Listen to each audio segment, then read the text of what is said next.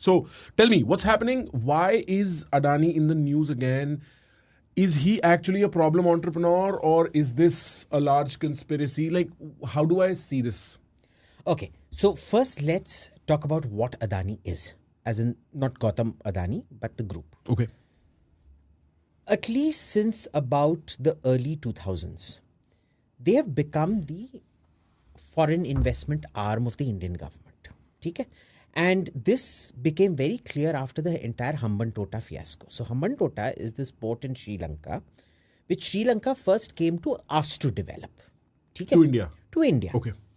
And what happened with India was, we said, bhai, the MEA didn't want to deal with it. They want to run point, but they don't have the bandwidth to take over an infrastructure project. Technically, it should have been handed over to an Indian company and the government should have just funded it. I mean, leave aside the fact that it was never going to be financially viable. Wo chhod do. I mean, I still think we shouldn't have touched it.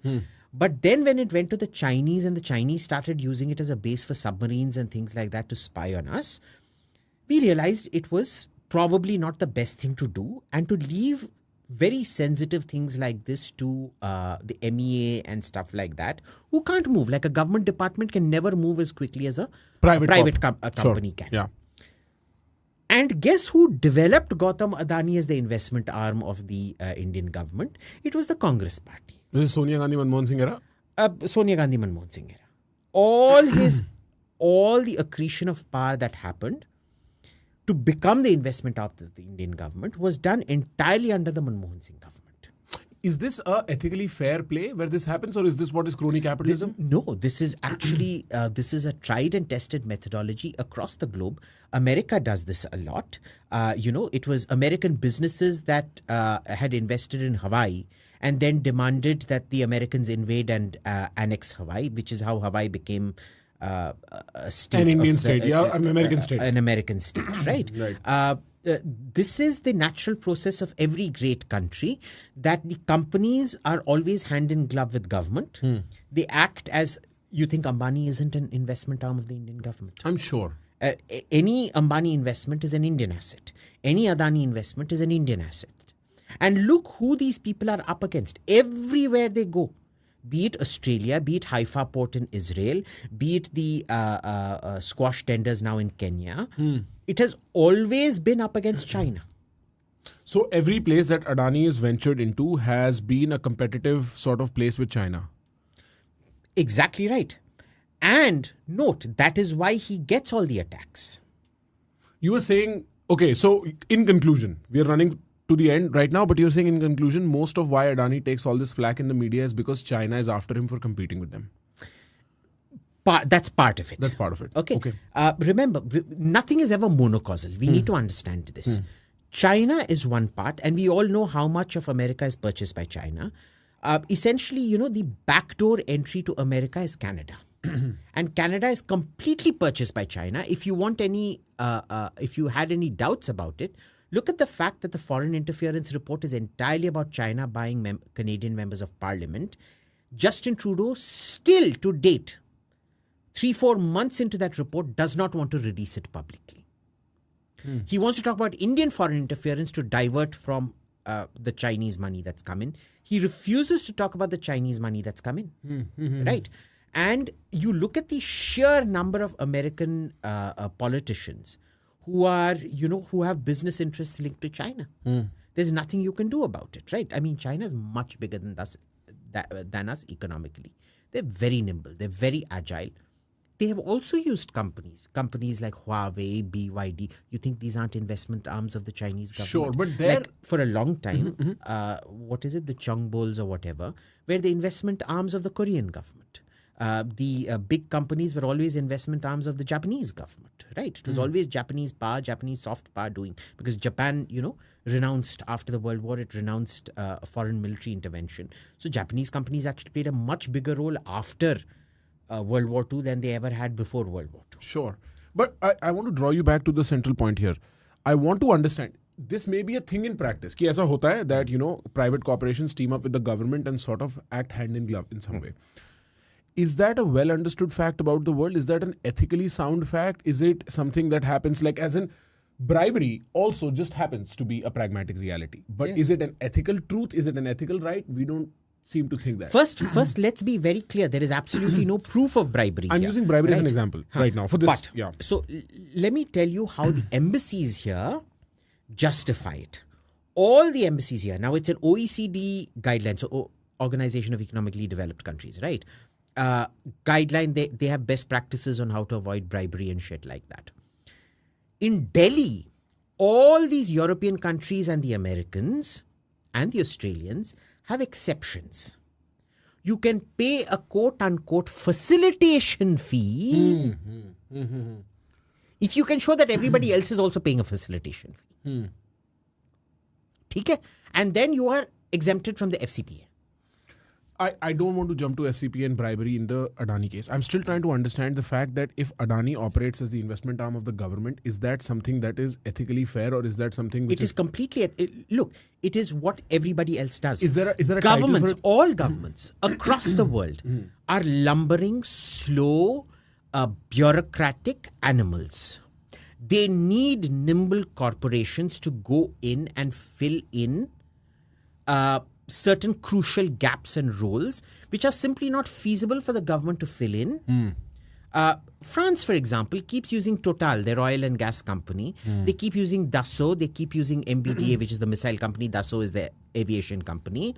They use Airbus. You think Airbus isn't a tool of European foreign policy, specifically French foreign policy? MBDA much more so of French, even though it's a multinational corporation.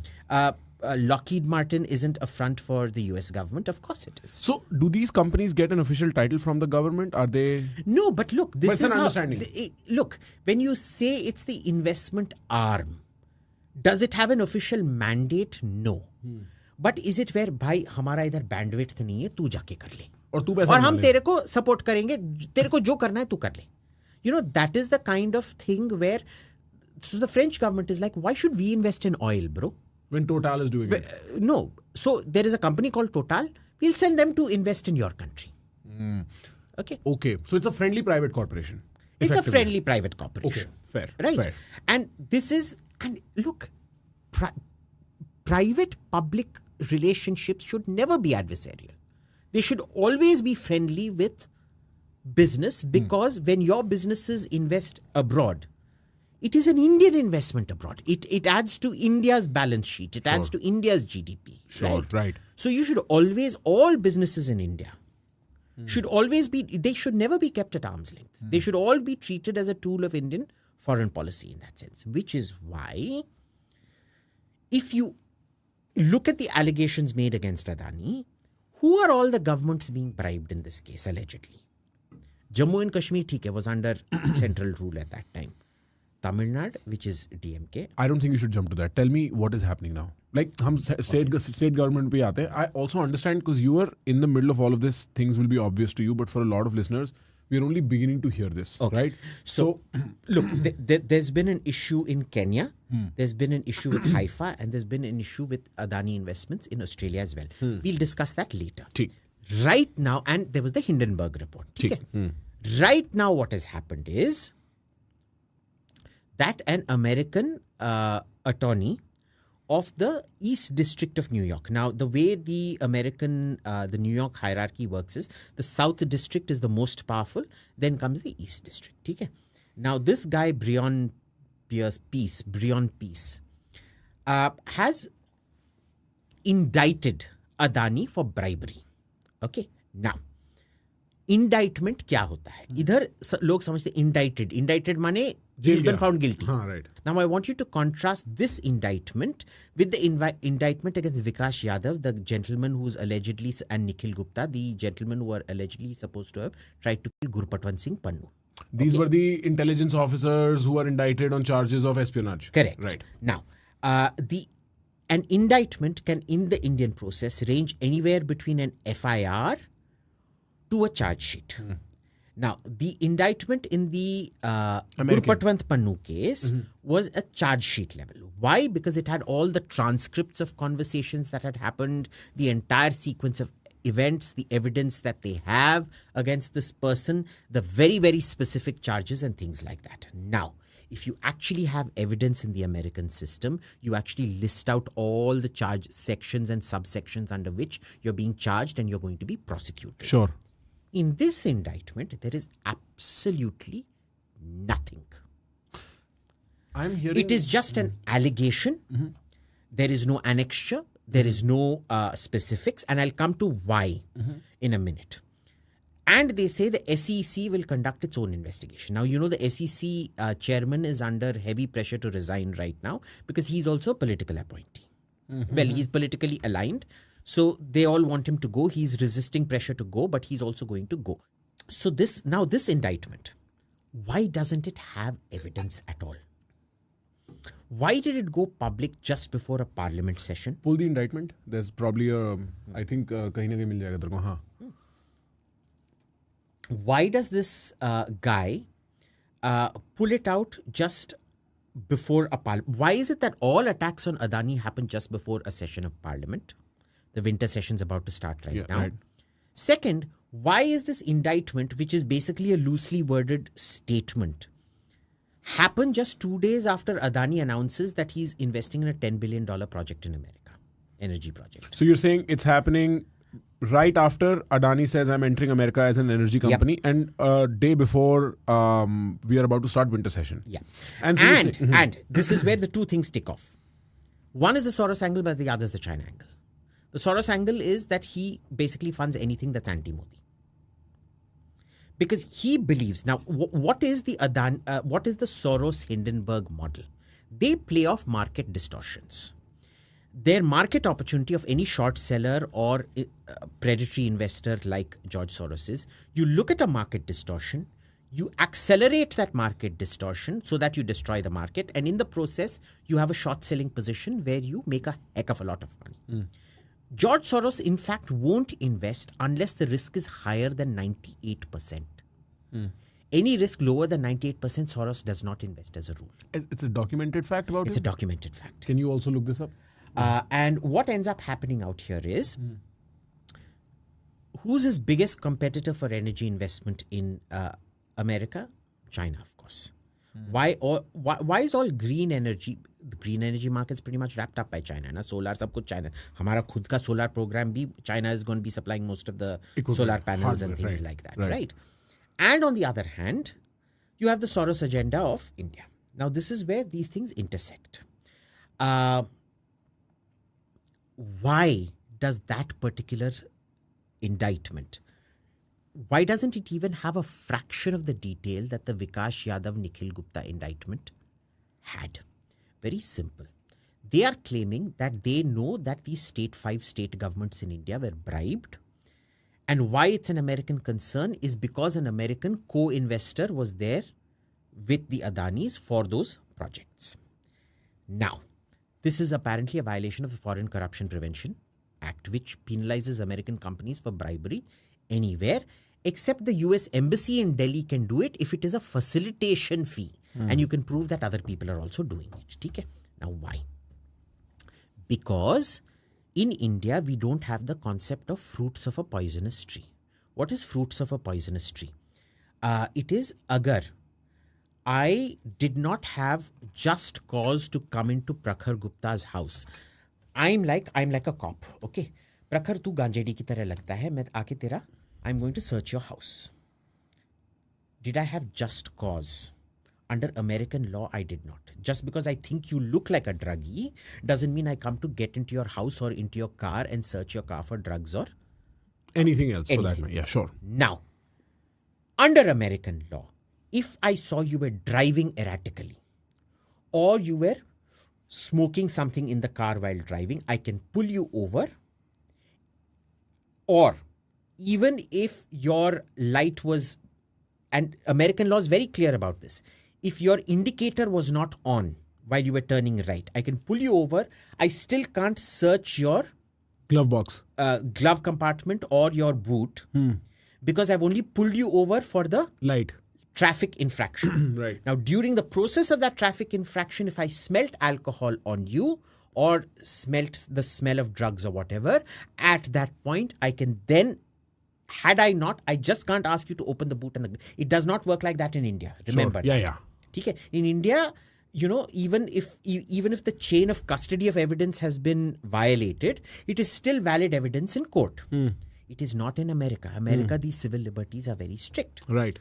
Now, if the bribery has happened in India, where did America get jurisdiction? Yeah. I want to actually ask you that because... So first is jurisdiction. Second, how did you collect the evidence? You have the legality of doing wiretaps in America based on probable cause. You have absolutely no jurisdiction in India. So all wiretaps carried out on India are illegal and inadmissible as evidence in court in America. Because they've not followed due process of law. They've not followed due process. Now, I bet you they don't even have any wiretaps that they're claiming. That's a bluff. It's a bluff. Because had it not been a bluff, you would have seen details of it. I actually, for a point of simplification, I am now understanding that Adani is being indicted by the DOJ in the Eastern District of New York for bribes that he has probably allegedly given to state governments in India. And it is their prerogative to indict him because a American co-investor is involved. Correct. It's a little bit of a reach. First of all, it's a huge reach. It's a huge reach for a system that will not punish its own corrupt players in the banking sector. Correct. And we've seen evidence of that with 2008. It's taught in every American classroom. Throughout. Yeah, right. And clearest example being the New York judge who first convicted Donald Trump and now is demanding the DA throw out the charges. But is it fair? And the direct... So, the biggest difference between, say, the Soviet justice system and the American justice system was, in the Soviet Union, anybody from the KGB could just walk up to the Leningrad hotel and say, show me your register of clients, pick, and I will do an investigation on this guy. In America, you can't do that. And yet, all the committees set up to investigate Trump were not based on any evidence or allegation. They were set up to directly target Trump and find... So it was actually even a violation of American law. Everything. Process, the Constitution that went unpunished, completely unpunished, because they did not like the person. That's it. That's the only reason. That's it. Because he would have caused too much noise in the system. And because New York is a uniparty state in that sense. Sure, it's a blue state. It's a blue state. They all, since I think Ronald Reagan's time, they voted blue. Yeah. They've never voted red since Ronald Reagan. I think Ronald Maybe Reagan. even before. Yeah, it's a conventional blue state, never changes. Never changes. And, it's a complete echo chamber. This is what they keep doing out there. Okay? They accept this. Because this is their political beliefs, they think it is perfectly justified for them to go after their political opponents because all their political opponents are fascists. Are we, in our private pragmatic realities inside this room, supposing the cameras are off, willing to admit that probably bribery happened? Because us Indians, we're very pragmatic. We know briberies happen. I know everybody, who doesn't bribe? So are we willing to admit that? Look, I'm sure the gentleman is bribed. I mean, I don't know how you do business without bribing in India. In India? Yeah. Forget India, bro. Even in Kenya, America. Right. No, even in America. Let's be very, very clear. Hunter Biden has admitted today or yesterday that Hunter Biden has admitted to taking bribes to peddle influence, yaar. I mean, forget the laptop. Now, they tried to dismiss the laptop as Russian disinformation, which we now know was all legit. All his Burisma, Ukraine dealings and China dealings, very importantly, he admits day before yesterday, or yesterday I forget because America ka wo time difference rehta hai na, unka raat hamara day hai, that the big man he was talking about was his father and $5 million went to his father. Okay, so corruption is endemic in the system. So are you saying Brion piece, that fellow, he's trying to gather political capital by doing this? It's his style. It is entirely political. Even when Preet Bharara went after Devyani Khobragade, it was entirely political. He wanted to show that, to his masters that, look, I'm doing my job. Because, look, in India, it doesn't matter how much you appear on TV. It doesn't translate into votes. Sure. We see that, yeah. We see that. It was like this Ejaz Khan fellow who's one... भाई वो OG है. अच्छा. OG है वो, हाँ. तमीज़ से बात करो, आगे बताओ. तू गांजेडी है, you know. But that fellow stood and he got less votes than Nota. Yeah. Okay, you can have 20, 30 million followers on YouTube, Twitter, whatever. It doesn't translate. It doesn't translate into votes on the ground out here. In America, it does. The American political More system or is a less. reality TV show. It's a reality TV Popularity show. contest. Right. Best, yeah. So they all want to be on TV. They all want to make their name, and they're all looking for that one case that catapults them to national prominence. But do you think it's that big a deal in America? Because I don't think anybody in America is wondering about Adani. Nobody in America is wondering about Adani except the financial press. Okay. Which is why I keep saying there is his own personal ego. There is the Soros angle to it. There is the China angle to it. Nothing is ever monocausal. You don't think this could be a genuine indictment? See, I'll tell you what. Look, I know a genuine indictment when I see it. When I saw the Vikas Yadav one, there were two things I saw.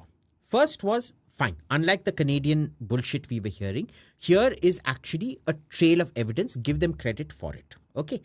But it also came off to me as entrapment, which is illegal in American law. Entrapment is? Entrapment is you're like, oh, do you want me to kill this guy? See, a government agent cannot indict you when he says, bro, I can get this fellow killed. Do you want to give me money to get him killed? Right. So you There's basically a offered the huge crime. element of entrapment out there. In this one, there is exactly zero. It's a whole load of allegations with zero proof to back it up. There is zero evidentiary trail out here. And if there is an evidentiary trail, it's all completely inadmissible in court. Now also, let's talk about the people who have been allegedly bribed.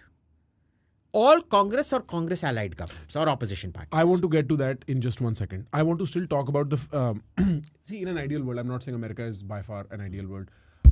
But in a justice system that respects itself, which the Indian justice system does not really respect itself, right? The right thing to do in a financial market would be to find whatever discrepancies are there between reflected prices and fair prices and bridge that gap. So even if there is one American investor, the right thing to do would be to find any evidence of inflated pricing and then, bring it to justice. What I'm trying to say is, are we sure that this is not a genuine indictment where the American system is acting positively?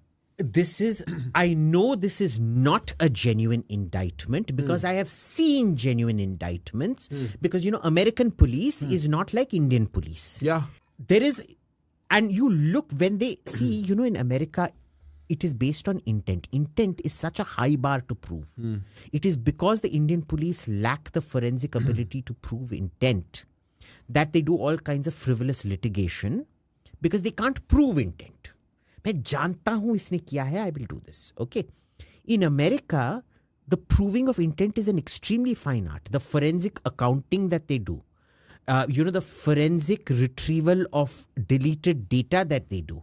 In fact, a lot of the antitrust cases are based on proving cases where Google, Apple, whatever, All right. deliberately chose a protocol of not writing or speaking about things. They would go into rooms and talk only. They are even able to prove that. Yeah. So that there's no documentation, right? Yeah. Right. Circumstantially, they're able to prove it. Sometimes they're even able to retrieve actual, deleted calls and deleted whatever. But circumstantially, they build an extremely fine case. This is not the kind of third world investigation and third world police you're seeing. That we are used to, yeah. Now, Actually, let's look at the second name there. This Justice Justice Nicholas G. Garoufis. Garoufis. Yeah. I call him Garafoulis. Judge Nicholas G. Garoufis. Now, Google this Garoufis. This guy is also one of the most partisan Democrat Party nominated judges you will ever find. There was also this कि they have retrieved written parts about kitna bribe kisko diya hai, Excel sheets to that extent as evidence. Look, you saw how they presented evidence in the Gurpatwant Singh Pannu thing, na? No, I did not. So they showed the photos. They showed the photo of money exchanging hands. But that's it. That Nikhil Gupta had given money to this DEA guy and things like that. Why haven't they put up anything out here? So, American police are allowed to lie to you during an interrogation. And that's fair. That's fair. Okay? Because they're like, we're trapping him into whatever. Right. This is a classic case of that. So they're trapping him? Basically, that's what it comes to. To put pressure, हाँ. उसको show me Nicholas Garoufis. Keep going down. Appointed by who? Bill Clinton. है ना? Now this when Trump said that there is a campaign on by the Democrats to stuff it with radical left-wing judges, he was talking about this guy. Yeah, well, the judiciary... All the New York judges, because they're all uniparty appointed judges, are exact carbon copies of this guy. I don't think people understand this nuance, maybe, but the way the judges are appointed there, it changes with every president. Right? Like all presidents come, they appoint some of their nominees. There's some complication. Not some of the district judges and things like that, the circuit court judges and things like that. The Supreme Court judges get appointed, but that's a life term. It's a very different process from how it's a very different process. Right. There is a political positioning possible there, which is not here. There is a overt political positioning out there. Right. Which then has to be played down during the nomination process, kind of. But some people don't even play it down. You know, when the Democrats, for example, have a supramajority, they will just shove in blatantly, openly partisan judges. Right. So even, for example, this lady who got appointed to the Supreme Court by Obama, Sonia Sotomayor. Okay. She's in your face partisan. Okay. Even Brett Kavanaugh from Trump was like... Yeah, I mean, they were openly partisan. Yeah, right. Okay, there was nothing... nobody's hiding that secret there. Nobody's hiding pretending that. to be fair in that way. Yeah, right. Right. So we have to first understand. So, you know, Indians have a huge problem understanding how the American justice system works. And these people are all... You will not get appointed as a judge in America unless you are overtly political and have a political sugar daddy. You also need to have a funder. For you to be a judge. Yes, you need to run a campaign. Acha, suppose popularity contest. Yes. Okay. So it's not the elected this thing, but you need to run a campaign. You know, you have to find out who's opposed to you. Then you have to go sit with them, wine them, dine them, offer them certain sops and things like that so that they won't block your nomination in the Senate or Congress or whatever. And that is how you get... It is a orchestrated... There is no judge who gets appointed that does not need a large war chest of money to get appointed out there. Ansh, ek baar check kar if the indictment has any annexures with evidence, with strict evidence there, and also Google, because I remember reading that there are Excel sheets and handwritten notes recovered Just to the extent. Just keep going down. हाँ बिल्कुल, annexures will be in the end, towards the end. ये तो खैर affidavit लग रहा है.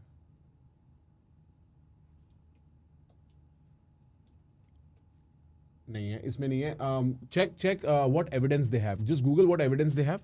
Because ऐसा नहीं है. Have you not read that, Abhijit? That there is some Excel sheets and some like written notes, scribbled notes of bribery found? See, even written notes and this thing. Have you done a forensic test, a writing test, a DNA test? All of these things leave evidence, boss. We have seen nothing of that in the indictment. And so it's purely... And there's nothing mentioned. There's no mention of evidence in there. So you're saying it's purely to squeeze him out of the American energy market? It's a combination of a lot of things coming together. Mostly this is, I suspect, the real, straw that broke the camel's back is the fact that the Biden administration wants to leave a lot of landmines for Trump when they come in. So, the way they're encouraging Ukraine to attack Russia direct with American ballistic missiles and with European cruise missiles, why are they doing it? They're doing it to escalate the situation. So that Trump is to be blamed So later. that Trump has to pick up the... leftovers. Yeah, broken leftovers. They're trying to do the exact same thing out here. What an imperfect, stupid system to let Biden still, or for that matter, any president still run after they lost. A lame duck should not. But remember, they did this to Trump in the first term. Remember, when he won in 2016, Obama, without any evidence, kicked out 70-odd Russian diplomats and sent the entire diplomatic relationship plummeting because he knew there was a bullshit a Trump dossier, Russia collusion dossier that was going to come out. And he did it to lay the grounds for the Russia collusion dossier. It's a local... Listen, Obama was a Jeffrey Epstein groupie, bro. Bro, I can get infinitely into how little I trust Obama, but I'm a conspiracy nut. But forget the conspiracy now. Yeah, right. We've seen Obama with Jeffrey Epstein. Sure, but we also have Trump on record with Jeffrey Epstein. We do. Yeah. Except Jeffrey Epstein was a known funder of the Democrats and shit like that. Sure. Right? He's that typical New York lefty, whatever. Sure. Okay. So these are things, it's very curious that in India, the opposition will jump at any hint of Ambani, Adani mile hue hai, Modi, Modani, and यहाँ की opposition isn't desperate shambles. मतलब मैं तो seriously, the reason I don't want to get into the states thing is this. No, we have to get into the states thing because that's a very important angle of it. ठीक. Now, all the 5 people 4 of the 5. One is the post-abrogation of 370 government in Kashmir. ठीक. Are either Congress or Congress allies or opposition. And aren't they jumping in Congress saying Karlo JC? Now here's the thing. All of them, the Congress is very smart. They all know that had this been real, the Americans would have evidence. It is not prosecutable under the fruits of a poisonous tree doctrine in America. It is not admissible, but it is very much admissible in India. Because there is no due process of law followed by America, Congress understands that वैसे भी indictment is not going to go through, so they're like shout. Now, bribery is not a central crime out here. You can prosecute bribery at a state level also out here. Sure. Why isn't any one of these state governments prosecuting Adani? My honest answer to this is because the state-center relationship in India is a circus. We saw this with Mamata Banerjee during the RG Kar thing. Like, I just don't trust any of this. And why are they all going out of their way? Why has not one single Congress government put Adani on a governmental project blacklist in their state? Because everybody is enjoying the fruits of a poisonous tree. Like, it's realistically that. Everybody enjoys it. The name changes, the face changes, the term changes. Everybody works the same system one way or the other. Like, to trust that. And I think the Indian population has gotten smart enough to be like, see, we are not trusting Congress. Nobody's really trusting them. Unko to pata hai ye chori karenge. So it's not like we think they're honest people either. And all of this is the clown prince. Based on this indictment, zero proof indictment, he says Adani should be arrested. भाई तूने तेरे खिलाफ खुद का evidence देखा है National Herald case में National Herald का जो एविडेंस है it was not made by Delhi police so it wasn't the दो कौड़ी का evidence that Delhi police collects it is actually very serious evidence against him then apply the same barometer to yourself तेरे खिलाफ जो है वो पॉलिटिकल परसिक्यूशन है even though we have seen the evidence and it I mean the evidence is it's available on the internet, the sequence and this thing, right? Sure. We've seen those documents where he himself has signed off and things like that on what rates to sell off and whatever. Sure. That is political persecution. This is America is some East District attorney is the paragon of truth. Yeah, I feel like forget that, right? Like we can get into. There's no point beating a dead horse. Right? That's at least become my understanding of the Indian political landscape is that the opposition as it stands today is not a serious entity. They can make some noise and they can cause some... No, this is a lot more than not being a serious entity, Prakhar. This comes to active collusion with Chinese interests. So you were saying that the chain of events extends deeply into the CCP and that Rahul Gandhi and the opposition are acting as spokespeople. Let me ask you a simple question. Why isn't Rahul, despite all the political baggage it carries, why is Rahul still not disclosing the MOU that they signed with the Communist Party of China? They have signed an MOU. Of course they did. It was... the photo is there, na? Sonia Gandhi and Xi Jinping, I think it was Xi Jinping signed. This is back in UPA? UPA time. Acha, get that MOU. Also, did you find anything? They're not releasing the MOU. There's the photo of the MOU signing. To this day, they're refusing to release the MOU. And that is a MOU between... Number one. Number one. Number two. Adani has invested in lots of mineral blocks in Australia. He is the only serious competition in Australia to Chinese investment. Sure. The Australian courts have found nothing wrong against Adani out there. The only people amplifying the anti-Adani allegations out there are Congress people in India and Congress-aligned so-called journalists and YouTubers and whatnot. Okay. In Kenya, the deal was 2 deals have been cancelled successively based on allegations, not proof. Now, who was the biggest competitor against Adani out there? China. You think China doesn't bribe? Who are we joking? Who are we kidding? Like, China doesn't bribe. Listen, this is Africa we're talking about, bro. And this is China we are talking about, bro. And this is the MOU signing. So this MOU signed between the Congress and CCP. Party and the Communist Party of China, the Chinese Communist Party. What? Hey, pull this link. Supreme Court questions Congress. The Supreme. How is this not public knowledge? इस पे RTI apply नहीं होगा? No, it has actually caused huge amount of political damage for the Congress, and in spite of the political liability, they're refusing to release the text of the MOU. After the Supreme Court asked, how can you still stay silent? Is that not a writ in itself? They just get away with everything. See, because they've got their friends in the press. That is insane. Right. Now, this could be treasonous. Now, it's like quite, could be it's the text. quite possibly treason. What? ये तो बहुत intense बात है यार. I don't know how this flies. Number one enemy, by the way. Number one enemy. Number one threat to existence. Yeah. Right. Now, Kenya mein, the deal goes south. Okay. The contracts get cancelled. Why is the Congress party celebrating? I don't know. He gets indicted in America. Why is Rahul Gandhi holding a press conference? You are the one that made the Adanis the investment arm of the Indian government. Sure. All your state governments are in cahoots with him. Sure. Not one state government is initiating its own investigation or whatever. Okay. Why? Because he's brought so many jobs. Adani is a huge job provider out here. He's bringing huge amounts of investment, jobs, whatever, to all these things.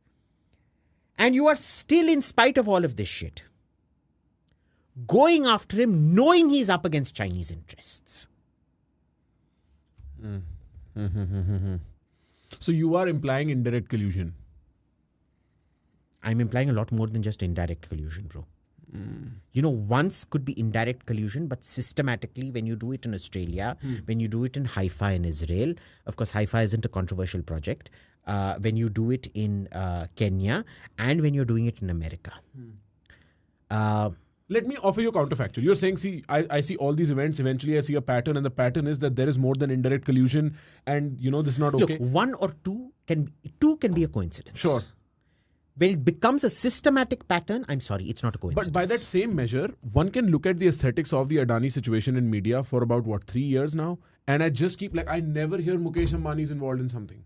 I never hear that. I never hear Tata was involved in something. I never hear Birlas are involved in something. But Adani, you can bet your money every year The twice. Birlas are long since gone. Sure. But you know what I mean. Yeah. Every 6 months or so, some foreign, and it's never Indian. It's some foreign agency which the opposition is motivated to represent as the paragon of truth. You know, they're an objective other. And maybe the lobby on this side, maybe the right-wing lobbies is more motivated to say, listen, these guys are not paragons of truth. They're acting in a motivated fashion. There's a political motivation to it. Adani is always in the news for the wrong reasons. Why?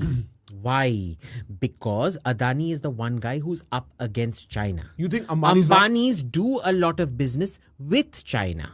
Adani is actively fighting China. Correct. On the government's behest. On the government of India's behest, not the BJP's behest. The government of India's behest, whether it's Modi or whether it's someone else running in areas which are absolutely crucial. Strategically crucial, like for instance, minerals, access, ports. Now, what does China export the most to Africa? Infrastructure. Infrastructure building. They'll build roads, they'll build this and that. Who does that here? Adani. Problem. And so you're saying everything from... Ambani does a lot of services. Sure. Their goods are restricted to oil and natural gas. They do retail services and things like that. Sure. Hard infrastructure projects is Adani. Sure. A hard infrastructure project is an actual... You know, this is the difference between your foreign ministry and your defense ministry. The foreign ministry is esoteric. It is amorphous. Defense is hard tanks on the ground, aircraft carriers in the sea. Hard infrastructure is just that. It's like the equivalent of putting boots on the ground, tanks in your land and aircraft carriers in your territorial waters. Sure. Right? Yeah. No, I completely understand. As a matter of And fact. that is why the caliber of threat that Adani represents, the flexibility with which they're able to operate, which a lumbering Indian state could not, which is why we lost Hambantota, is something that China has to go after. I know for a fact that the Chinese operate in the most stealthy, conniving fashion in the geopolitical landscape. You never hear a discussion about what China's interests are. Or when you do, like in Canada, the Prime Minister goes out of his way to suppress that report and never release it. Right. And he, in fact, offers it to opposition members of parliament because once they've seen the report, they can't talk about it. So he actually offers it to them in order to shut them up. And make he them part calls of the crime. people leaking reports criminals, but then he authorizes his own national security advisor and his foreign minister to leak to the New York Times or Washington Post, I don't know who, without prosecuting them ever, even though they come in front of a committee and say, yes, we leaked a classified document. They leaked the classified document without at any point of time declassifying that document, which in itself is a crime. Yeah, but and Canada remember, is a in monkey's- Canada, the government decided they would provide COVID tests for free to everyone. And the contract went to the then defense minister, currently something else minister, Anita Anand's husband, who got a monopoly on it and he made billions of dollars. And she will never be prosecuted for it. So understand, corruption is endemic in the West. Sure. It's endemic everywhere. All systems operate because there's a slight level of defection. Marriages as an institution work because there is the slight charm of prostitution. Like, there is always the yin and the yang that operates in this weird way. And so to think that a land is without corruption is just stupid. Yeah. We are not fighting that allegation. But that said, right. in this particular case, there is zero evidence of corruption. This is all, chupke baat karna, just like they did with Rafale, where there was zero evidence of corruption, but it was a whisper campaign against Anil Ambani, but it was still a coordinated, concerted whisper campaign, which was all BS. And these work. Of course they work, because you're dealing with speculators in the market. Yeah, it who will crashes sell your stock prices. Yeah. But, what has happened is, if George Soros was looking to exploit market distortion, he's met his match in the Indian market. Because the Indian investor knows that the Adani stock is going to keep climbing because it's not a BJP asset, it's a national asset. So they know, jaise hi girta hai, jaake kharido. Yeah, because the base product is So even trustable. his basic... And look, it's a solid company, Yeah, bro. that's When what I you mean. have The base hard product is- assets on the ground. Yeah. You have ports, you have energy equipment. Yeah. You have airports. It's not just your reputation you're It's selling not at just that your point. reputation. Yeah. You're Right. selling hard material. You're selling hard material, right?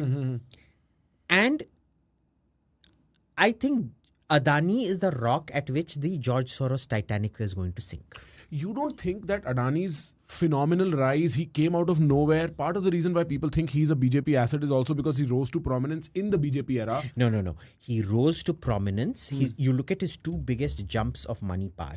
It happened under Rajiv Gandhi #1 and Manmohan Singh #2. Rajiv Gandhi back in the day. Achha. During the Rajiv Gandhi Singh Narasimha Rao period, and second was during the Manmohan Singh Sonia Gandhi period. He rose to being a reviled figure during the Modi period because the only way of attacking Modi is to attack the India growth story. And who is the foreign investment arm of the government? Adani.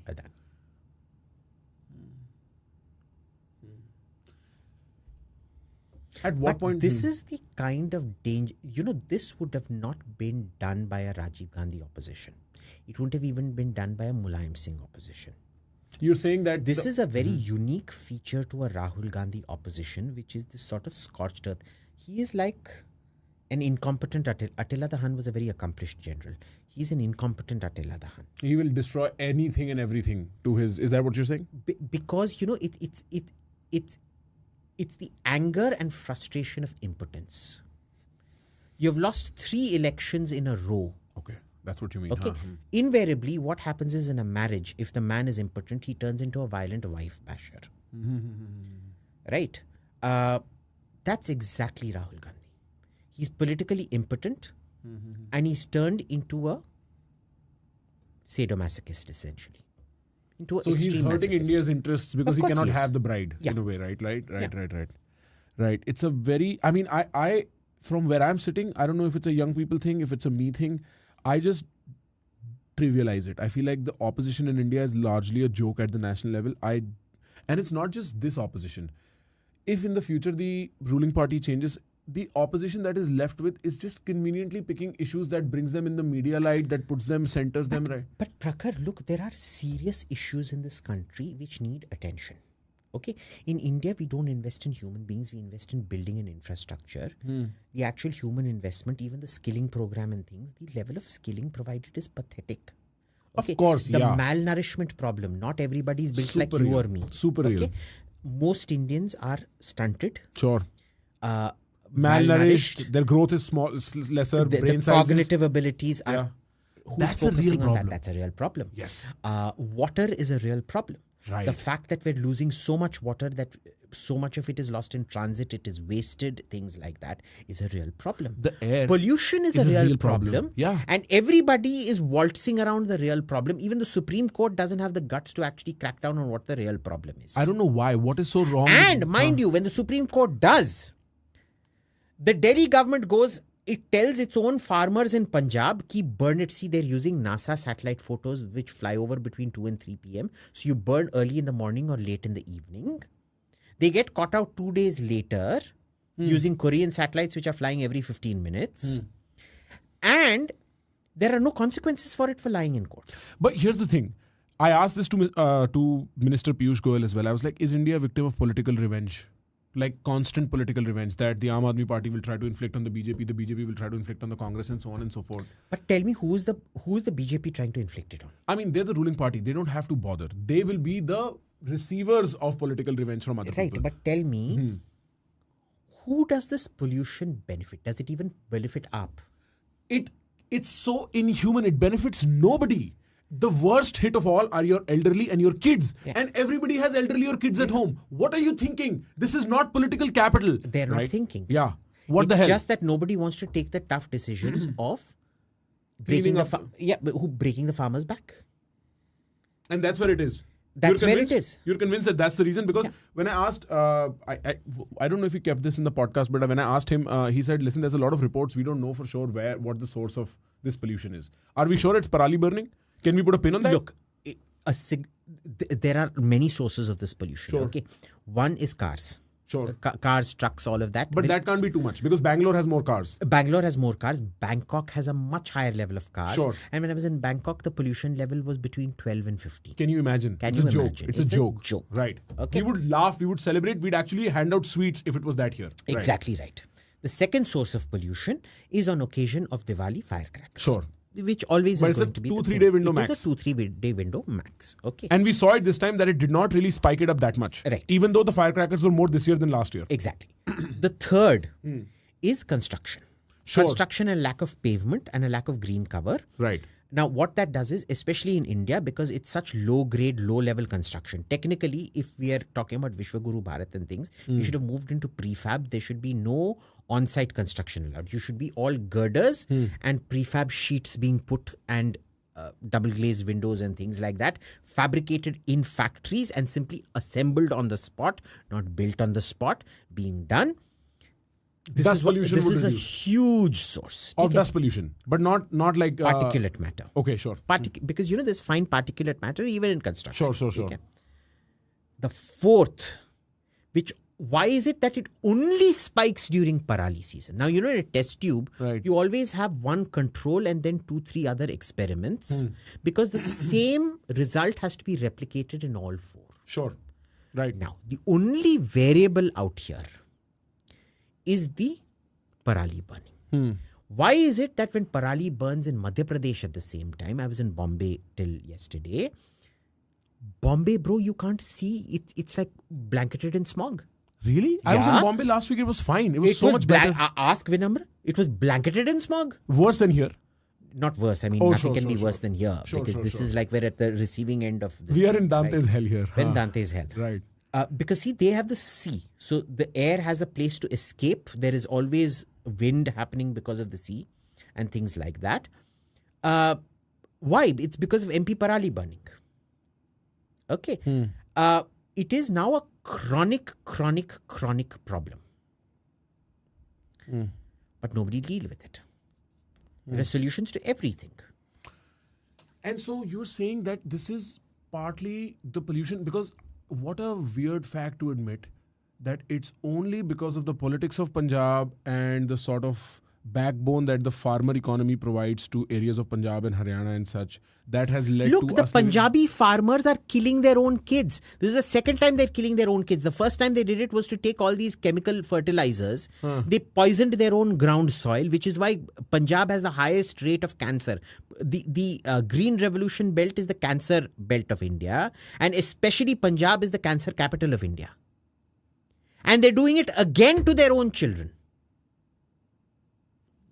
You know, it is this sort of... And there's no self-mutilation. There's no judicial... There's no intervention possible. Do we have to tolerate this forever? Like, what the hell is happening? Yeah, you do. Because the BJP isn't interested in cracking the whip. The AAP isn't interested in cracking the whip. The Supreme Court isn't interested in cracking the whip. Everybody's going around in circles because it's basically pass the buck. And I've heard some whataboutery about how the geological formation of this area invites for dust storms, and you know Babarnama also mentioned. भाई जब हम बच्चे थे, तब नहीं होता रहा. Dust storms होते थे. ठीक हाँ. Every year कहते हैं उसे यार. No, it used to be proper dust storms. Right. One or two times a year in summer used to have dust storms. Okay. Sure. Understand, this is not a dust storm. This is a perpetual haze over North India, over the Indo-Gangetic plain that gets a lot worse during Parali burning. Right. Okay. Right. Now,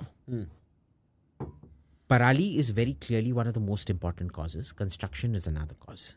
Construction is a very easy solution that I've told you. Sure. It will actually skill the worker. If you're serious about the skills mission, why can't you take all these laborers, put them into a factory and teach them how to set and assemble the prefab material? Sure. It takes it to a much higher level of human endeavor. Skill level also, yeah, right. You won't even do that. So I'm giving you something that solves your national skill mission ka this thing. Purpose. Plus your construction and your pollution. You don't want to do that. The Parali burning is very clearly this thing. First of all, Punjab is growing crops it was never meant to grow. Yeah. Water intensive crops. Right. And then mind you, nobody wants to talk about the eucalyptus. What is the eucalyptus? The eucalyptus, bro, when you go in Israel, they'll tell you each one eucalyptus tree planted dries out 1 acre of marshland. That is how water hungry they are. Right. इसको हिंदी में क्या कहते हैं eucalyptus को? I don't know. Ashoka कहते हैं शायद. नहीं, these are the trees that are planted just cause on the highways and stuff. दिखाना भाई eucalyptus क्या होता है? ये tree, it is there on every roadside, Delhi, Haryana, Punjab, everywhere. And this was a mistake because it's a very heavy water taking tree. It is a water genocide tree, bro. Right. Nilgiri. Acha. No, I know which ones. And they're also very flammable, no? These trees? Are they? I think so. I mean, Maybe I'm confusing the outer layer burns in forest fires. Right. And then they rejuvenate because Australia has forest fire season every summer. Oh, right. They're Australian native trees. Right, they were never meant to be in India. And that has really sucked the table. These are complete predatory trees. Okay. Now let's bring this back to where Adani is. Right. This is a classic case of when there is so much policy malfunction. Rajiv Gandhi and Manmohan Singh had the vision to turn one or two private enterprises into overcoming this kind of chronic governmental dysfunction. The son is busy trying to undo what his own father and mother's government did. Right, sure. Right. Why? Because he just wants to win that bad? It's the most basic explanation. You think it's a fair explanation? People are more complex. People are more complex, but you know what they say, the simplest explanation is usually the most accurate explanation.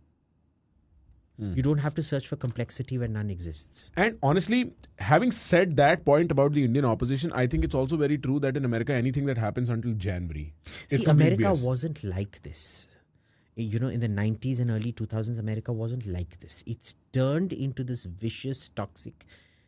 I'm opposed to it just because the Republican says so. And It's become religious. It's become religion. The political affiliation there, bro, like I'm telling you this as a matter of fact, you cannot date or marry interpolitical affiliation. Very much like you cannot date or marry inter-religion in India. Yeah. It's the same kind of fear. Oh, what? You like a Trump supporter? Like that's the kind of conversation I've come across. And so it's a very thick line that divides all Thanksgiving dinners. Understand. In America, when you're told Adani is the high priest of Trump and his local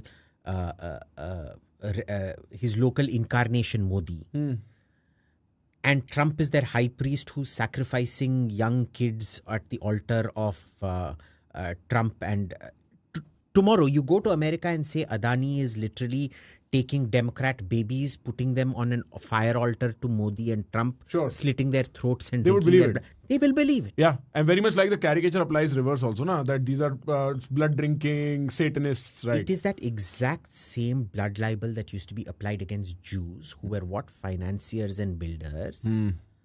Back in the day. See, it's very easy to smear a creator. तुम खुद करके दिखाओ, तुम्हारी औकात क्या है? नहीं कर पाओगे. And that's exactly what they've been doing. You think Elon's going to be like a private corp that's friendly for America in the space race? But it's always been a private corp that's advanced American interests, bro. You're saying universally also, historically also, it's been private corps that have run America? Private corps made America what it is. I think that's private corps made Britain what it is. East India Company. East India Company wasn't an entity of the British Empire. The British Empire was an entity of the East India Company. People have forgotten how much it was. The East India Company ran the British government at one point. It was the 1857 rebellion, because they got so rapine and bankrupted themselves. The 1857 War of Independence was the first thing that broke the camel's back. Right. After which they declared bankruptcy, and the British government said, we're dissolving you, we're absorbing all your assets. That's when the Crown stepped in. That is when the Crown stepped in. Yeah, even legally, the Crown stepped in then and said, listen, we will change laws everywhere. We will exactly, and that is why it went from being the Governor General to being the Viceroy. Yes. Right? Yes. And it was very, very clear government stamping its control. Historically, you look everywhere. It has been private corporations that have led the push for external expansion. All the slave trade that led to this thing was done by a private corporation. All the colonialism that happened in Africa was done by private companies. Colonization of India was done by a private company. But that was a mercantilist era. Like that was the era when trade... The great American invention was that it became capitalist. Now we need to separate mercantilism from capitalism. Right. Okay.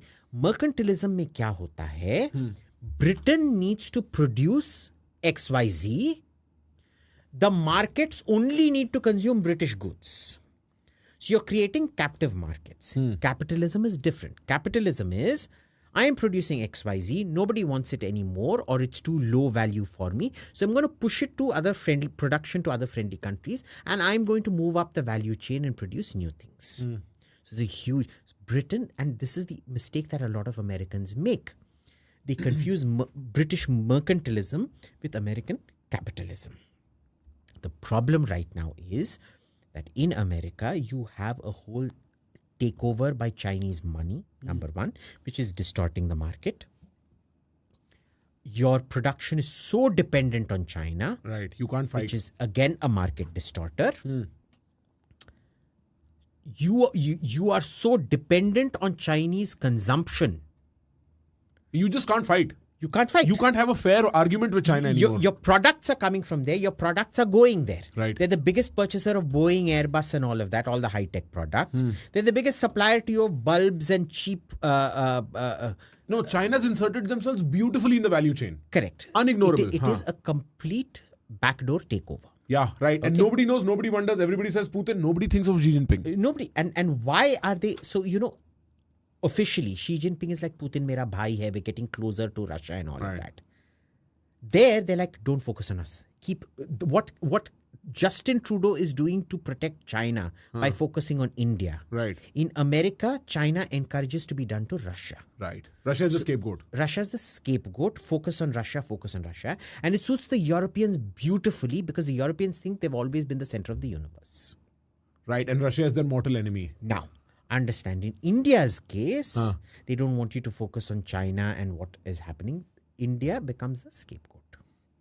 I see. So Adani is to India what India is to Canada and what Russia is to America. You don't think this indictment will fly though? Boss, ye indictment, it will be dropped by itself. So it'll crash. It's made news. The moment this guy, Brion Peace or whatever his name is, he's going to be dismissed on day one of the Trump administration. Right. And this indictment will go absolutely nowhere. Okay. There is a smell test.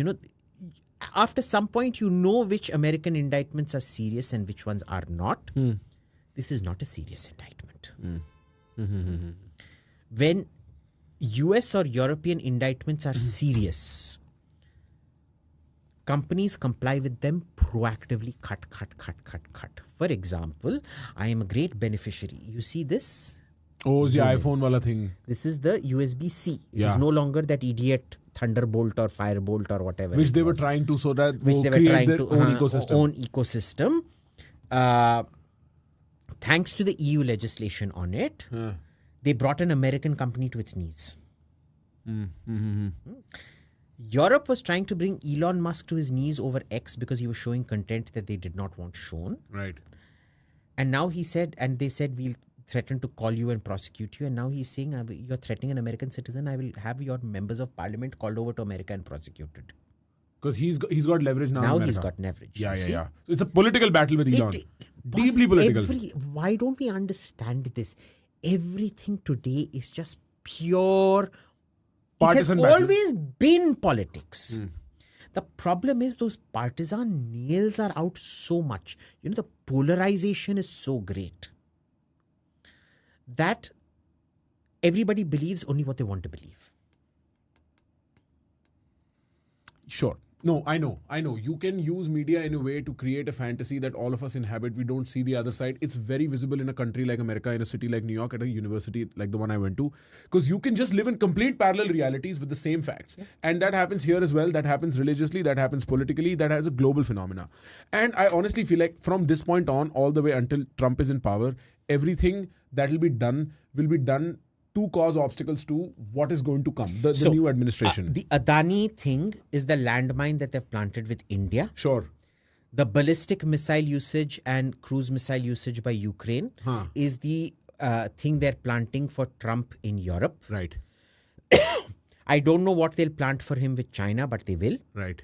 They will also plant something for him with Iran and the Middle East. I don't know what it's going to be, but they will. How is there... Okay, first of all, what has happened in Ukraine? And mind you, they're again trying to revive Russia collusion. They're trying to link everything to Russia in Trump. No, but what the hell? How in the world are you allowed to just start World War III on everyone's behalf just because you lost an election? That's the messaging I get from them giving Russia... But remember, the American presidency is a very Augustan system. Now, the thing is, the Roman Republic lasted for a long time because as dysfunctional as it was, all the factions within the Senate used to check and balance each other. Every year a new leader would be elected and it always used to act as a balance. Okay? Augustus changed all of that. He centered all power on himself to the point that the Roman Empire would prosper if it had a great emperor. It would start declining if it had a bad emperor. Sure. It took almost 150, 200 years till Gallienus enters for that to change, almost 300 years for that to change. And Gallienus reduces the power of the emperor and he gives all the local, it created new problems, different problems where, the local commanders became, parts of the Roman Empire actually broke away. Sure. There was Gaul became an independent province and things because the commanders had so much power they could just break away from the empire. Sure. It created different problems. The problem here is the president has so much power out there. They can just leave these landmines everywhere and there is no concept of a lame duck president, just like there is no lame duck prime minister here. What does that mean? Lame duck means ki once you are the election code of conduct comes in, you're not allowed to take any major decisions. Here we've actually codified it. There is no such codification. Yeah, right. Right. So for those 3-month period of the takeover. Right. It's all guns blazing. And by the way, when this thing happened, when what was his name? George Bush took over from Bill Clinton. Clinton staffers actually removed alphabets, these things from keyboards in the White House, so that George Bush staffers couldn't type. Just out of spite, huh? Just out of sheer spite. It's so dumb. Like, what the hell? But see, that's still better. Of course it's so much better. Now understand the difference. It was fine if that is all that Rahul Gandhi was doing to Adani. The problem is he's doing, and there was this delegation that came down to meet Rahul where they told him the best strategy for him was to polarize. Where did that delegation come from? I forget that exact name of that. Wait, this is a delegation that came from where? Soros delegation. And it's an international folk delegation that came and told him these to polarize. international political strategists. He polarize harder. Harder. And when was this? This was sometime before the 2024 elections. And he believes it worked. Of course, again, all victory and defeat is multi-causal. Sure. In this case, it was too much hubris and it was a lack of RSS on part of the BJP. Yeah, okay? right. Along with some caste angles. I'm sure the polarization worked to some level. Sure. But the problem is, if you say Dhruv Rathi is what won Rahul Gandhi, Rahul Gandhi didn't win, let's be clear about it. The BJP still won the election. But it's a victory that feels like defeat. And Rahul Gandhi's defeat feels like a victory to him. No, Rahul Gandhi won self-esteem points for himself. Yeah, right. His own little Alice in Wonderland. You have to give him world. He can feel happy about the fact that he slightly did better than last time because nobody has a lot of expectations. अगर exam 100 mark का है, उसमें 18 से 22 भी 5 mark लेना और 9 mark लेना is a 50%, 100% increase, bro. Is still, you are still single digit, bro. Sure. This is not the difference between getting 45 and 90% in a exam. Sure. You still lost. Sure. And now you've lost Haryana, which is one financial center. There are 4 main financial centers in India. 2 are controlled by the Congress, Hyderabad and Bangalore. The 2 northern ones are Bombay and Gurgaon. You've lost both Bombay and Gurgaon. I don't know how the road to recovery of Delhi was through Bombay and Gurgaon. If you controlled all 4 financial centers, you could have starved the BJP of funds. Right, sure. You failed. Yeah, I don't know how they won in Maharashtra. मेरे को याद है when I was talking to Minister Goyal as well, I was talking to him, I was like, you really think you'll win? And they're like, we'll win. I was like, no, you guys are not going to win. It doesn't look like you'll win this election. But I was so wrong. So the thing is, in Haryana, the RSS had only 1 month. The rapprochement took that long for Modi to do the rapprochement with the RSS. They had 1 month and look how they turned it around. It's insane. Right. And it was such a narrow, it was literally by a whisker. Right. In Maharashtra, they've had 3 months. And you're seeing the result of those 3 months. Nobody expected. Yeah. But I think to some extent, our podcast with Minister Piyush Goyal definitely contributed. I'm sure it did. I'm going to flex, bro. What the bro. hell, bro? What the hell? We flew out specifically bro. for it. I want to get to actually the footage. Can you pull up the footage from what's happening in Russia and Ukraine? So to give a long story short to people that do not know, I think Biden administration in one of their last decisions has allowed Ukraine to start firing at Russia with missiles. Yeah. Specific missiles. What kind of missiles? ATACMS.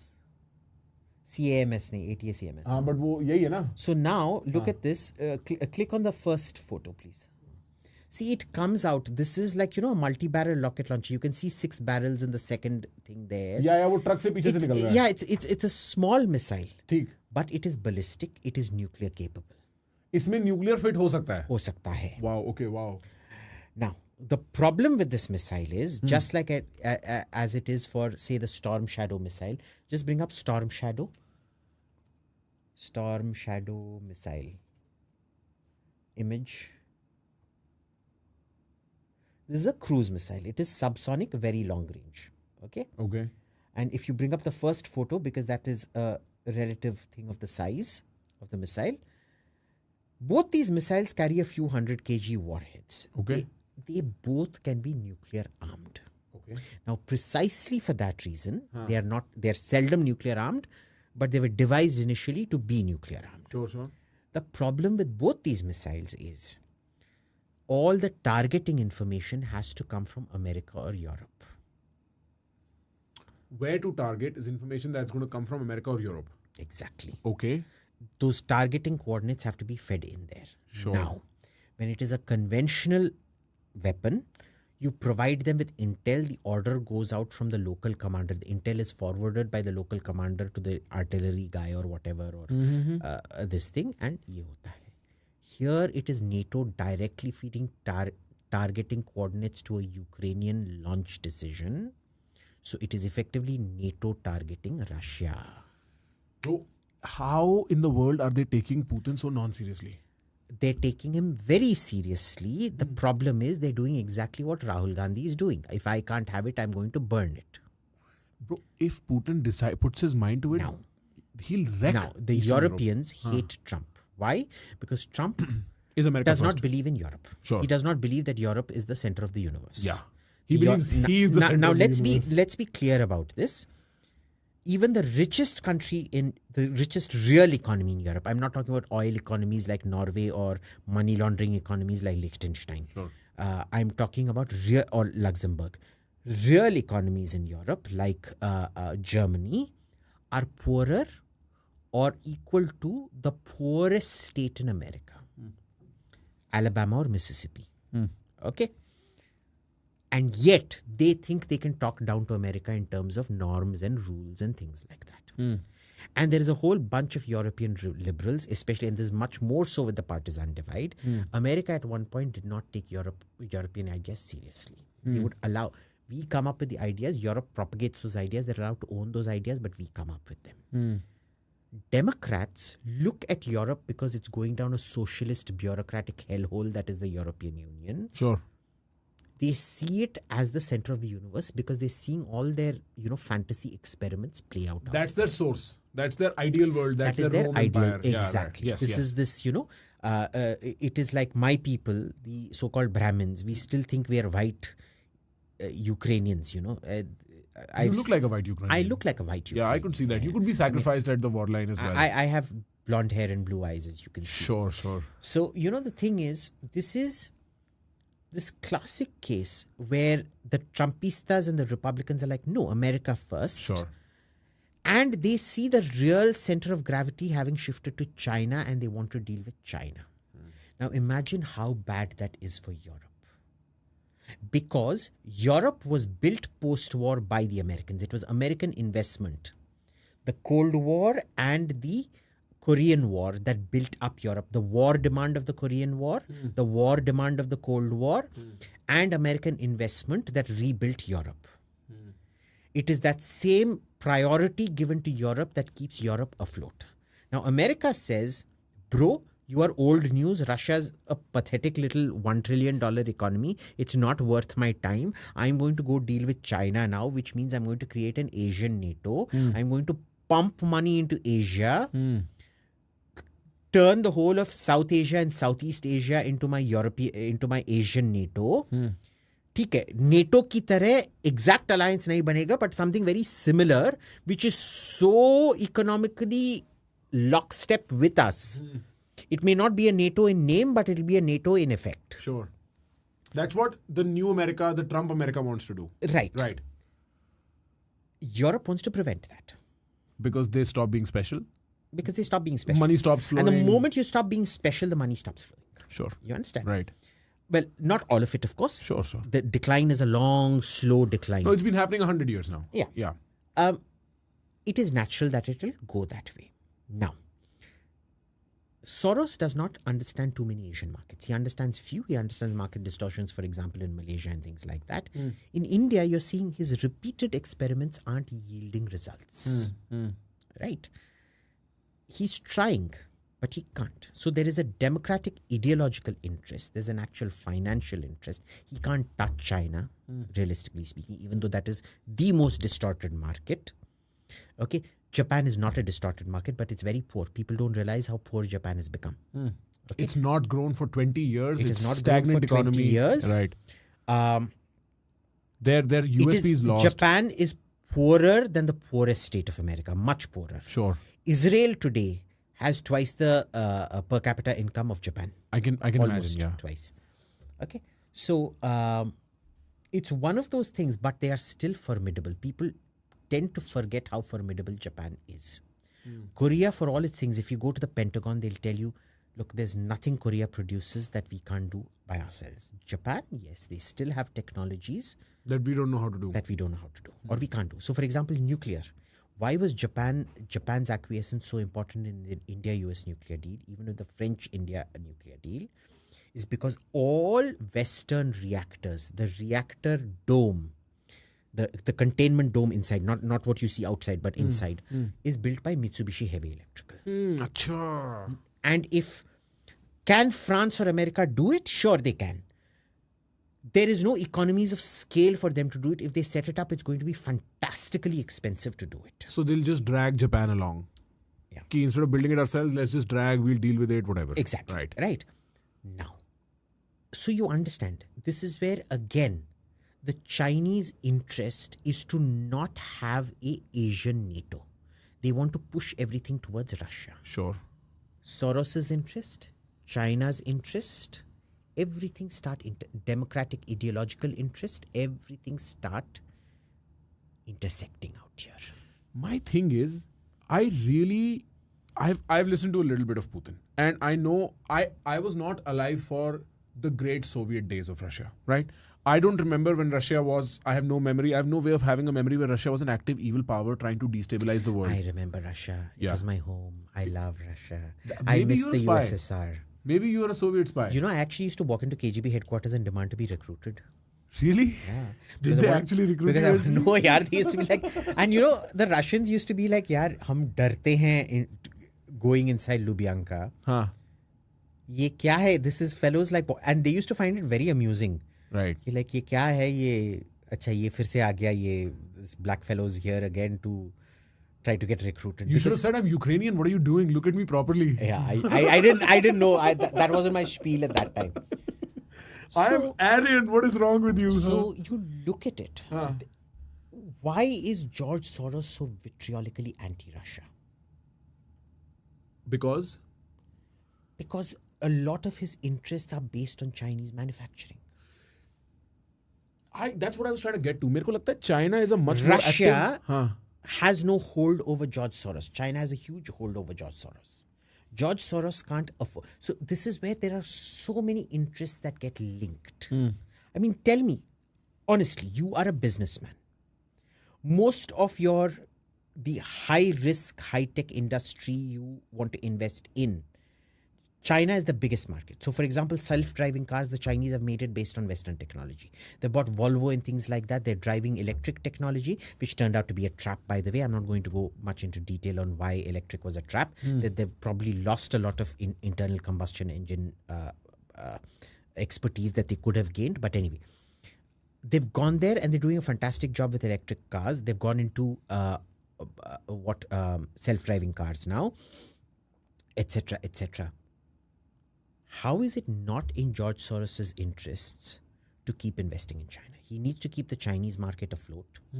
He can't allow the contradictions to blow up, which are the contradictions of, too much construction, ghost cities, too much speed trains, which have no takers really. They're all running at a loss, huge loss, unrecoverable debts. 1 trillion for trains, almost 3 trillion for construction. That's going to wipe out most of China's GDP. This is the problem when you have predatory investors like Soros. And it's in China's interest not to sink. I mean, this is an obvious interest. Sure. You want to create a bogeyman, so create Russia, create Modi, create Adani, etc., etc. It prevents China from becoming the center of attention, containment, opposition, right. Everything to prevent China from being declared enemy number one. Right. And keep the focus on, Modi's gas chambers, Putin's crazy fascistic Nazi invasion. That's what I'm saying. I don't think... I remember listening to Putin when he said, listen, I'm finally going to go into Ukraine, because I've been saying for a while, don't bring NATO to my doorstep. Don't bring NATO to my doorstep. I will have to act. I want to remain passive. Now, it's very interesting, the explanation that Europe gives for this, Europe and America. Okay? They're like, bro, Ukraine is a sovereign country. They can do what they want. Now, but that's saying nothing at all. That's the most obvious thing you can say. It's like, this is a person, they can get up and walk themselves. Like, you said nothing. Yeah. You've said nothing. Yeah. But let's take it this way. Assume I'm a straight man for a minute. I know it's difficult, but anyway, I'm a straight man. And wait, the world has shifted. It's the Mandela effect. Okay, sorry. And your wife is unhappy. She comes to me. Damn, this world does not exist. Let's be real. We can't take this joke anymore. Bro, what are you saying? Bro, you're an ugly black native savage. I'm a white European. Bro, for the sake of the example, at least be realistic. No. I am white with blonde hair, blue eyes, very handsome and manly. Regardless, bro, it's a personality. You are effeminate, black, whatever. But you're describing yourself now. Abhi, chup hai. Sorry. Let's focus. Now, there is... Your wife comes and says, Abhijit, I want to sleep with you. Sorry. Okay. Keep going. Chup hai. I'm not going to laugh. This is homophobic. Yeah. Okay. Now, yes, Brian. You are my friend. Sure. Okay. Fine. She wants to sleep with me. मेरा क्या है कि मैं भी हाँ, you have a right to sleep with me, therefore I will sleep with you. Yeah. And I am willing to risk burning my bridges with you. Yeah. But you made a very now complicated Ukraine, example. Yeah. So Ukraine came to you saying मेरे को Ukraine NATO join करना है. भाई तेरा दिमाग का क्या हुआ? You should say no. You should say no. You should respect him. Like, he's not a trivial person. You're not a I mean, let's be clear. You'll bash the living daylights out of me. Sure, okay? right, yeah. You go to gym. I've never seen the inside of a gym in my life. Yes. Okay. You see the inside of diabetes. Sorry. Right. Now. But you have a point, right? Now. Respect the man. Now. This was done at the behest of the US military-industrial complex, because the more people that come into NATO, they have standards and things where you have to buy American. There are certain things you only buy American. George Soros was the second part of all of this. You see, he loved Boris Yeltsin. When Russia was collapsing under Boris, you remember the kind of meltdowns. Every 2 years there would be a fiscal crisis. People were dirt poor under Boris Yeltsin. They didn't even know where the next meal was going to come from in Russia. I actually don't, because I was not... You're too young. He loved that because the market distortions were so great. All his crony capitalist friends could buy up oil and gas and whatever monopolies. He used to destroy governments in Eastern Europe and Russia to do things like this. Now, he was that arm that was going on doing this so-called democracy promotion, which was basically promoting anybody who was close to him, invariably horribly corrupt people, who would encourage market distortions where he could make money. His problem with Modi right now is... He can't reliably distort Indian markets. Indian markets are distorted. But he can't make a killing out of it. Yeah, he can't do it to his will. He can't do it to his will. Yeah, right. They're distorted as their own default nature. Exactly. Yeah, right. Exactly. Right. Like, there is no more corrupt US politician than Barack Obama and the Clintons. Clintons have set the record for corruption till the Obamas came and defeated them at their own game. Okay. That is why he supports them.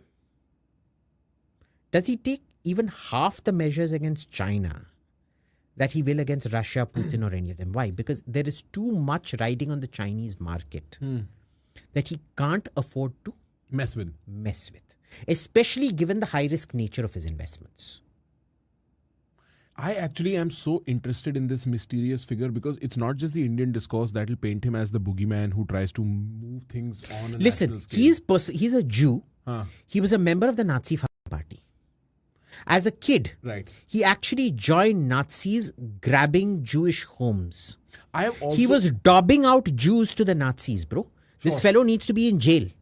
Well, this is why Israel, this plus lots of other reasons, is why he's the only Jew who's banned from traveling to Israel.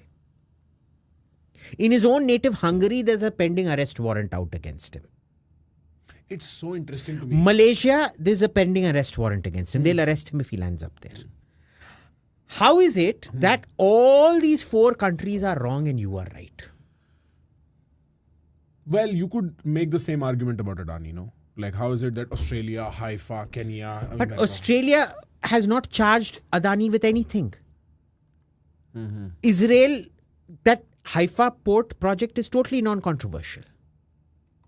Kenya has done it after one YouTuber, he's some kind of a social media whatever. Like a Dhruv Rathi, has put out something which is yet to be verified, by the way.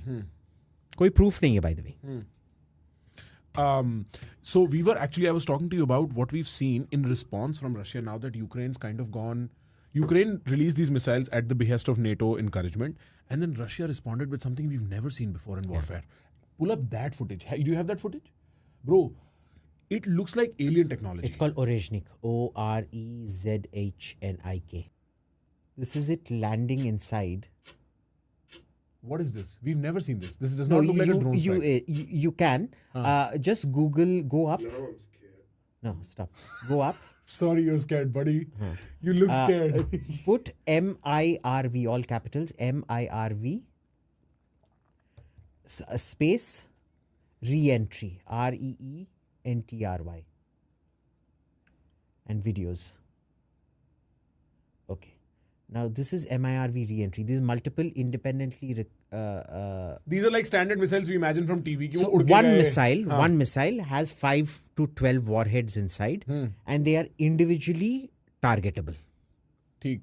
So it's Also not go new on Twitter technology. and look. Twitter पे तेरे को मिलेगा वो footage जो मैं बात कर रहा हूँ. Because the footage, let me describe it for people. It's basically as if something is descending from the clouds. Boom, boom, boom, boom. And it just does not look like anything we know of.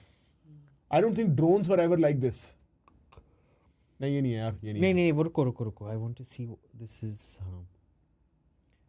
is just one re-entry. But multiple independent re-entry is very similar. You'll see lots of things. It'll be like a meteor shower. Right. 10, 12 things will come down because of the heat of the re-entry, because they are not powered at this point. Sure. It's just They're pure falling. energy, speed, acceleration coming through. They independently target and they Explode. This turns out isn't even a ballistic missile. We don't know the exact nature of this missile. We first thought it was a ballistic missile because the American release said that Russia is going to fire an ICBM, an intercontinental ballistic missile. This may be there. Look, even hypersonic missiles, the initial launch these days has to be some kind of a ballistic launch, because other than that, you're not able to Provide enough acceleration. provide the initial acceleration. Sure. And then it becomes the sort of the hypersonic dynamics. वो ढूंढता रहेगा. Keep telling me. हाँ, तू ढूंढता रहे उस पे एक बार Twitter पे ढूंढ. हाँ. And the point of it is, it's a very, very expensive missile. Now, this is where signaling comes in. Russia wanted to show America, you've crossed a red line. We're putting this missile out. It's a very expensive missile. It is a very deadly missile. You can't intercept it. If it has nuclear warheads on it, you're finished. Right. But imagine you're sitting in America. You want to exacerbate tensions. Right. You want the tensions to go up. Right.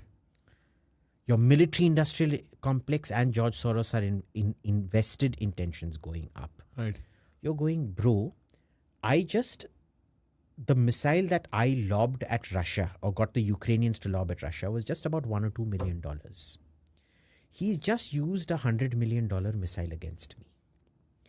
I am a $30 trillion economy. You are a $1 trillion economy. I need to make you use a lot more of these missiles. So they will just scapegoat Ukraine to cause trouble for Trump and to feed the military industrial. Yeah. Because I am dead sure Trump might still have interest in the Middle Eastern war a little bit, or whatever that project is, but he will definitely shut down the Ukraine-Russia issue. That seems to be front and center of his foreign policy right now.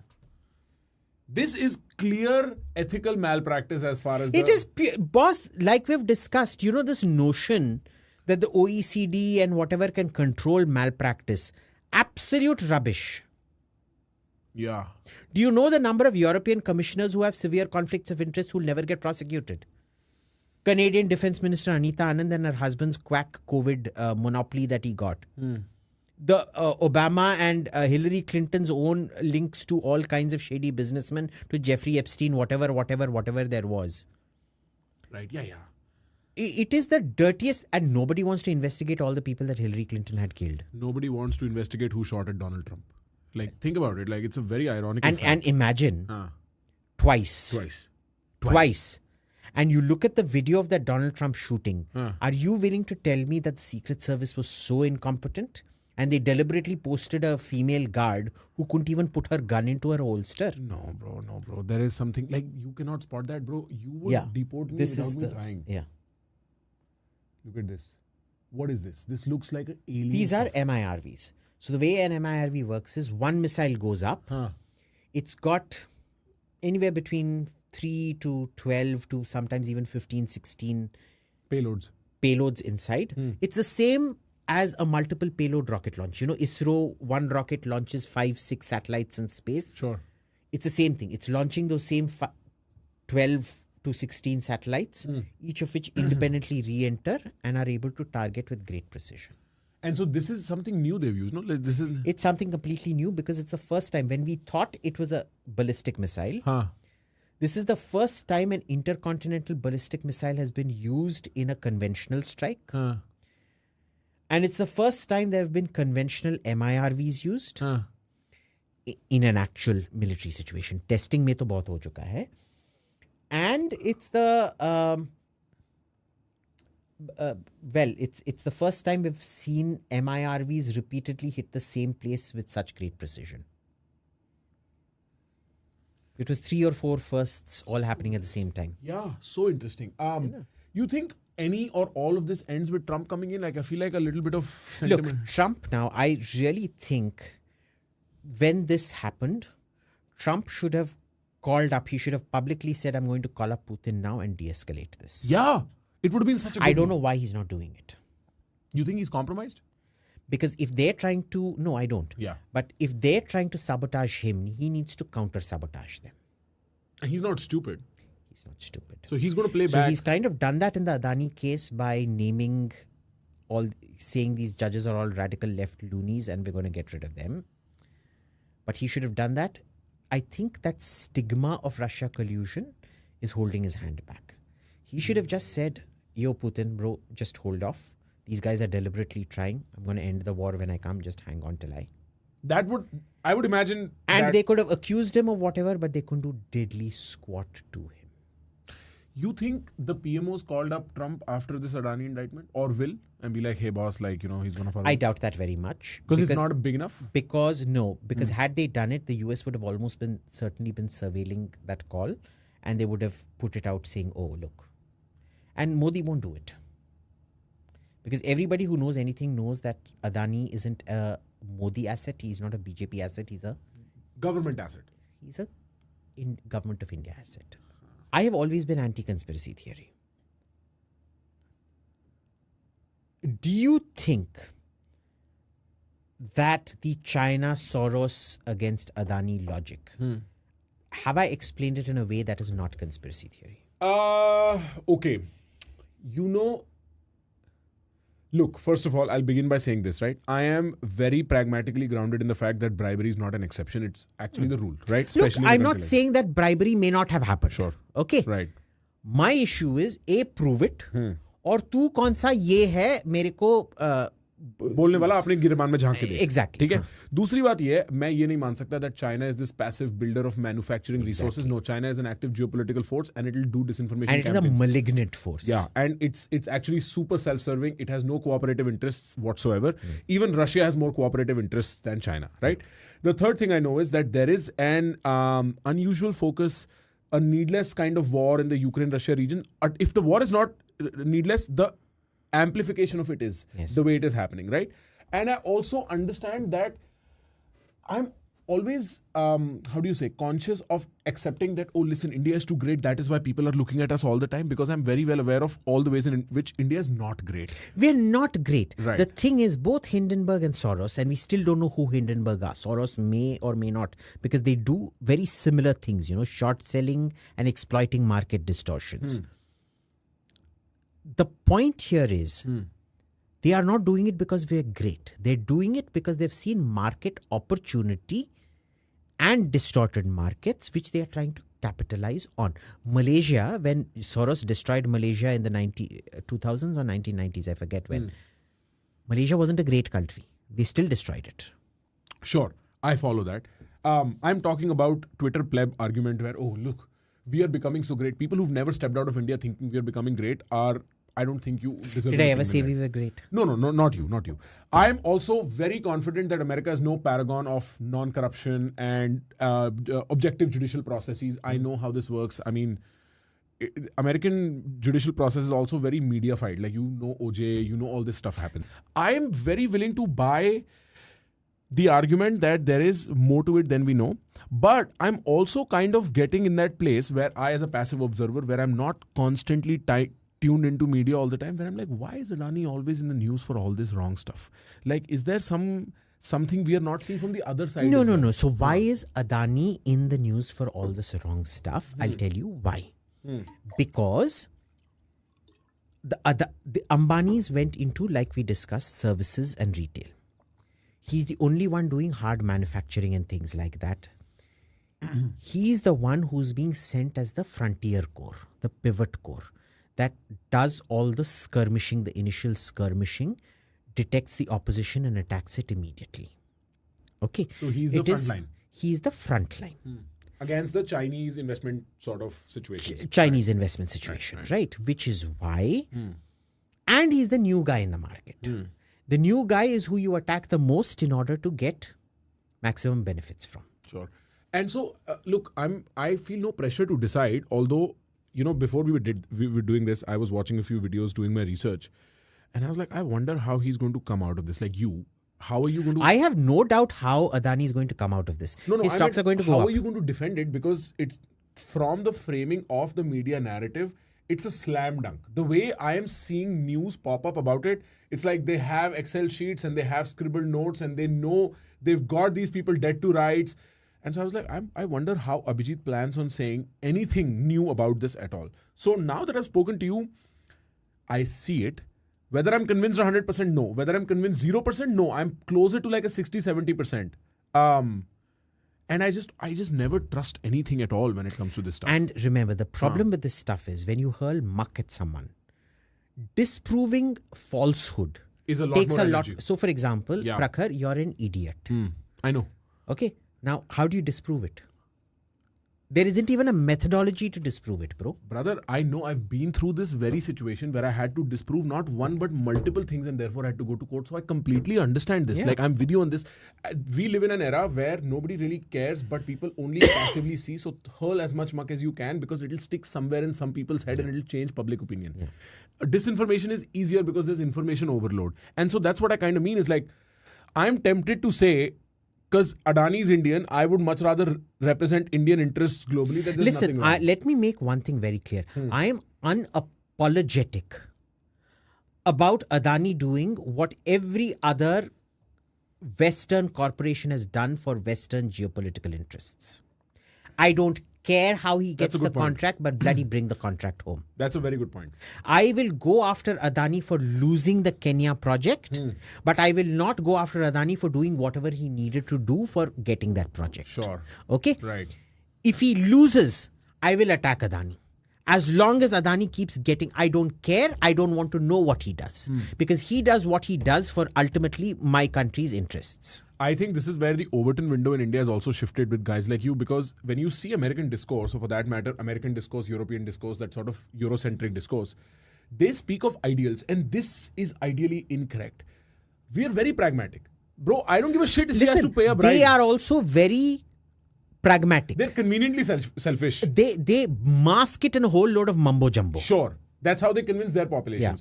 And I feel like we are very pragmatic. यार bro, कौन सा आदमी bribe नहीं दे रहा? अब वो दे के हमारे घर और वो भी भाई अफ्रीका में. हाँ ठीक है. मतलब वो तो bribe capital of the world है. ठीक है उस मामले में. ठीक है. तो bribe दे के हमारे घर आए. दे तो सब. And mind you, Indian investment in Africa has always yielded local jobs out there. Kenya has hurt themselves very, very badly. Chinese investment yields no local jobs, it yields no capacity building, because when Chinese companies go in, they bring in Chinese equipment, they bring Chinese operators, they bring Chinese builders, they build it for you, give it to you, and they walk out. When Indian operators go in there, we hire local people, we train up local people, we incentivize local businesses, we get local suppliers, we do everything locally. Do we make a profit? Of course we make a profit.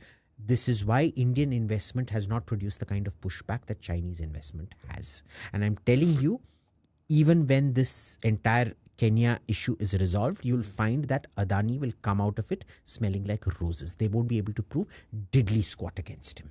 Okay, well, this is great. I think we should do this every month. We should just pick up whatever's going on and talk about it. I enjoy the conspiracy more than the non-conspiracy. Like I just genuinely... And next time, if you could bring this preacher or whoever is to convert to me. turn you straight? Okay, let's do it, dude. Thank you so much. It's been what, 2 hours? 150? 150. Yeah, that's what I thought.